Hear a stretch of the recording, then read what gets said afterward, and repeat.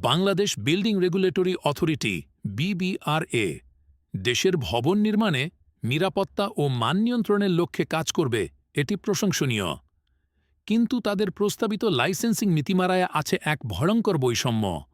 BBRA প্রস্তাবিত V2.5 গাইডলাইনে যাদের IEB membership নেই তারা লাইসেন্সিং পরীক্ষায় অংশগ্রহণের আবেদন করতে পারবে না, যার মানে হল হাজার হাজার দক্ষ প্রকৌশলী কাজের সুযোগ থেকে বঞ্চিত হবে, অবমূল্যায়িত হবে, তাদের কর্মজীবন বিনষ্ট হবে। সরকার কর্তৃক অনুমোদিত বিশ্ববিদ্যালয় থেকে পাশ করা ডিগ্রি প্রকৌশলীরা কি ন্যায়বিচার থেকে বঞ্চিত হবে? BBRA-এর লাইসেন্সিং নীতিমালায় সমান সুযোগ ও ন্যায়বিচার নিশ্চিত করতে হবে। যোগ্যতা যেখানে, সুযোগও সেখানে।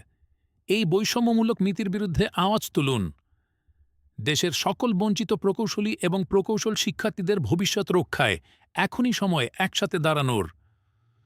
সরকার কর্তৃক UGC অনুমোদিত সকল বিশ্ববিদ্যালয় থেকে পাশ করা ডিগ্রি প্রকৌশলীদের BBRA-তে সরাসরি লাইসেন্সিং পরীক্ষায় অংশ নেওয়ার সুযোগ দিতে হবে।